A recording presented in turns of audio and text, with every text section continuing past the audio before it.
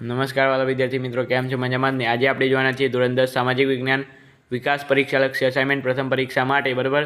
એમાં વિભાગ બીનું પ્રકરણ નંબર 16 અસાઇનમેન્ટનું સંપૂર્ણ સોલ્યુશન આપણી એકમાત્ર યુટ્યુબ ચેનલ પર મળી જશે તમને દરેક વિષયનું. તો ચાલો મિત્રો, આપણે હવે ક્વેશ્ચન નંબર 1 જોઈએ. તો તમારે અહીં પહેલો પ્રશ્ન છે, ખાનગીકરણના માર્ગો જણાવવાનો છે. તો ખાનગીકરણના મુખ્ય બે માર્ગો છે. પહેલા, જે ક્ષેત્રોમાં જાહેર સાહસો માટે અનામત રાખ્યા હોય તેમને ખાનગીકરણ ક્ષેત્રને સોંપવામાં આવે છે.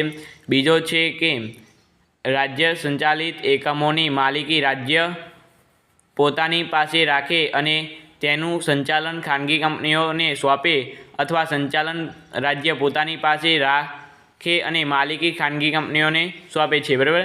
આ રીતે ખાનગીકરણના માર્ગો છે. ત્યાર પછી આગળ જોઈએ તો વૈશ્વિકીકરણના માર્ગો વૈશ્વિકીકરણના માર્ગો નહીં મિત્રો, પરંતુ અહીં લાભો જણાવવાના છે. અહીં 2 માર્ક્સના પ્રશ્ન તમને આ આવડી જાય તો ખૂબ જ ઇમ્પોર્ટન્ટ છે મિત્રો. તો વૈશ્વિકીકરણના મુખ્ય લાભો નીચે પ્રમાણે છે. તો દેશ વિદેશોમાં મૂડીરોકાણને પ્રોત્સાહન મળે છે. વિકસિત દેશોમાં ઉત્પન્ન થતી ચીજવસ્તુઓ સરળતાથી મળી શકે છે. ભારત જેવા વિકાસશીલ દેશો રાષ્ટ્રીય સ્પર્ધામાં ટકી રહેવાની ક્ષમતા પ્રાપ્ત કરે છે, બરાબર મિત્રો. આ રીતે વૈશ્વિકીકરણના લાભો આપણને જણાવ્યા છે. ત્યાર પછી ક્વેશ્ચન નંબર 3 છે કે વિશ્વમાં વ્યાપાર સંગઠન જોડાવાથી ભારતને કયા લાભો થવાની સંભાવના છે? તો મિત્રો, આપણે ખબર જ છે કે તમને બધાને ખબર જ હશે કે વૈશ્વિકીકરણ વ્યાપારી સંગઠન એટલે કે એને ઇંગ્લિશમાં કહેવાય છે WTO, બરાબર. એટલે કે જોડાવાથી કેટલાય પ્રકારના લાભો આપણને થતા હોય છે આપણા દેશને. તો એમાંથી કેટલાક લાભો અહીંયા નીચે આપેલા છે. વિશ્વમાં વ્યાપારમાં ભારતનો હિસ્સો 0.5% હતો. આંતરરાષ્ટ્રીય ભારતમાં વધારો થવાથી દેશની નિકાસોમાં જંગી વધારો થયો. પરિણામે વિશ્વ વેપારમાં ભારતનો હિસ્સો વધીને 1%થી વધારો થયો. ભારતની કાપડ તેમજ તૈયાર વસ્ત્રોનો નિકાસોમાં નોંધપાત્ર વધારો થયો હશે. વિકસિત દેશોમાં તેમની કૃષિ પેદાશો પરની સબસિડી, આયાત જકાતો વગેરે નાબૂદ કરશે. તેથી ભારત જેવા વિકાસશીલ દેશોની કૃષિ પેદાશોની નિકાસ વધારો થશે.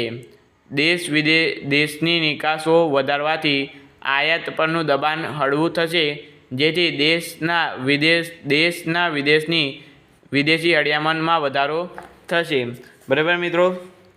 તો આ રીતે મિત્રો આપણે 3 પ્રશ્નો જોઈએ. અને હવે એક છેલ્લો પ્રશ્ન છે તે ટકાઉ વિકાસ એટલે કે મિત્રો અહીં સુપોષિત વિકાસના ખ્યાલની સમજૂતી આપો, બરાબર. તો અહીં મિત્રો ટકાઉ વિકાસ એટલે તો તમને ખબર હોવી જોઈએ ને. તો એટલે થાય કે ભાવિ પેઢીની જરૂરિયાતો પૂરી કરવા માટે ક્ષમતાને નુકસાન પહોંચાડ્યા વગર વિના વર્તમાન પેઢીની જરૂરિયાતો સંતોષવી. ટકાઉ વિકાસમાં પર્યાવરણના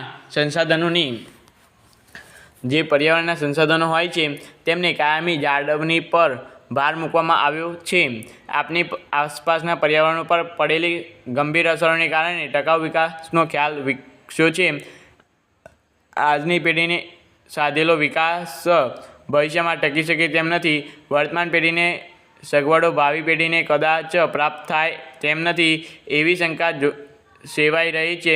આર્થિક વિકાસને કારણે કુદરતી સંસાધનોનું પ્રમાણ ઘટે છે તેમજ તેની ગુણવત્તા પણ ઓછી થાય છે. આ પરિસ્થિતિમાં વિકાસનો ખ્યાલ બદલવો આવશ્યક છે.